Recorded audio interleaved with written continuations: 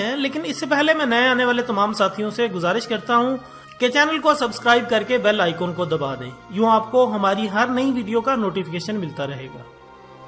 جب حضور قرب خاص میں گئے اور ان منازل کو طے کر گئے جہاں تک نہ کوئی گیا تھا نہ کوئی پہنچ سکتا تھا، تو اللہ نے اپنے محبوب کو بہت کچھ دیا۔ 70,000 اسرار تھے، 70,000 رموز تھی، 70,000 حکایات تھی۔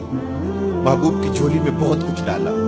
اور ڈال کر کے کہا بما اشرفک یا احمد، اے محبوب یہ تو میں نے خود دیا ہے، اب تو اپنی چاہت بھی بتا، تیری چاہت کیا ہے۔ یہ مہمان نوازی کے تقاضے ہوتے ہیں نا، کہ سب کچھ پیش کرنے کے بعد بھی میزبان کہتا ہے کوئی اور آپ کی کوئی پسند،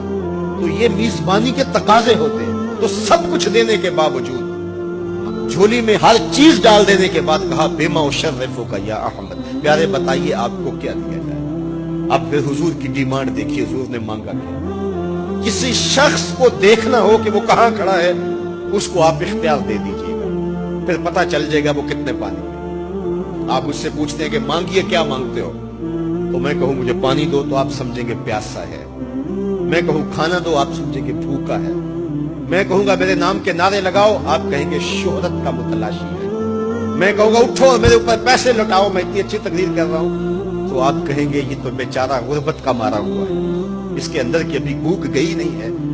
تو کسی شخص کے ظرف کا پتہ لگانا ہو تو اس کو اختیار دے دیجئے مانگ کیا مانگ۔ اور مانگنے والے جب کوئی کمال چیز مانگ لیں، وہ کیا کسی نے کہا نا میرے سوال کی عظمت تو دیکھ ہے ساقی، میرے سوال کی عظمت تو دیکھ ہے ساقی، جام نہ دے حسن طلب کی داد تو دے۔ تو کسی کے سوال سے اس کا ظرف کھلتا ہے کہ وہ کہاں کھڑا ہے۔ اب حضور کو اختیار دیا جاتا ہے محبوب مانگیے کیا مانگیے، مال و زر مانگا، دولت مانگی، یہ تو قدموں میں دھلتے تھے حضور آنکھ اٹھا کے نہیں دیکھتے تھے، تو پھر مانگا کہا بنسبتی الیک بالعبودیہ، اے اللہ ساری زندگی میں کہتا رہا کہ تو میرا رب ہے، یہ میں نے غاروں میں بھی کہا، یہ میں نے پہاڑوں پہ بھی کہا، طائف کے بازاروں میں بھی کہا، مکے کی گلیوں میں بھی کہا، برستے پتھروں کے سائے میں بھی کہا، میرے سر انور پہ اوجلی ڈالی جاتی رہی، میں نے سر نہیں اٹھایا اور کہا کہ تو میرا رب ہے، ساری زندگی میں نے کہا کہ تو میرا رب ہے، آج تو بھی تو کہہ دے کہ تو میرا بندہ ہے، مجھے عبد کہہ کے پکار دے۔ ملا جیون علیہ رحمہ فرماتے، امام راضی بھی لکھتے ہیں کہ یہ حضور کا پسند فرمودہ ہے۔ تو پھر اللہ نے جب بھی واقعہ معراج کی حکایت کی تو لفظ عبد سے جو ہے وہ بات کی، سبحان الذی اسری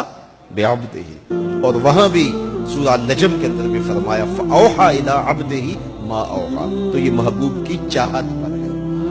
اور پھر عبدیت کا بندے کی طرف سے جو اظہار ہوگا اس کے لیے پھر 50 نمازوں کا تحفہ دے دیا کہ میرے بندے تو پکارتا رہے اور مجھے رب کہہ کے پکارتا رہا، میں تجھے لبیک یا عبدی کہہ کے پکارتا رہا۔ اور وہ 50 نمازیں پھر 5 نمازوں کی صورت کے اندر باقی رہی۔ اللہ کی باتیں بدلتی نہیں ہیں، جو ایک نیکی کرے 10 کا ثواب ملتا ہے، پڑھو گے 5 ثواب 50 کا ہی ملے گا، اس لیے کہ اس کی باتیں تبدیل نہیں ہوتی۔ اور یہ تحفہ ہے، حضرت موسیٰ نے تو عرض کیا تھا کہ ایک بار اور جائیے، لیکن میرے حضور نے کہا تھا مجھے اپنے رب سے حیا آتی ہے۔ عادت باری یہ تھی نا، ہر بار 5 نمازیں معاف ہوتی تھی، اب بھی جاتے تو 5 نمازیں معاف ہو جاتی، لیکن کہا کہ مجھے اپنے رب سے حیا آتی ہے۔ اب امت کو کیا حیا نہیں کرنی چاہیے کہ 5 نمازیں امت کے لیے رہ گئی، ثواب 50 کا ہی ملے گا، اور معراج کا خاص تحفہ لے کر آئے اور کہا کہ صلاۃ و معراج المومنین، یہ مومن کا معراج ہے، میں تو سر عرش پہنچا ہوں لیکن تمہارا معراج کیا ہے، تم سجدے میں سر جھکاؤ، دیکھنا تمہارا مالک تمہیں کتنا قرب دیتا ہے۔ جب کوئی شخص سجدہ ریز ہوتا ہے اس پہ اتنی رحمتیں اترتی ہیں، اگر اسے پتہ چل جائے کہ یہ رحمتیں نازل ہو رہی ہیں وہ سجدے سے ساری نہ اٹھائے۔ تو اس کے حضور بندگی کو بجا لانا یہی بندے کی معراج ہے۔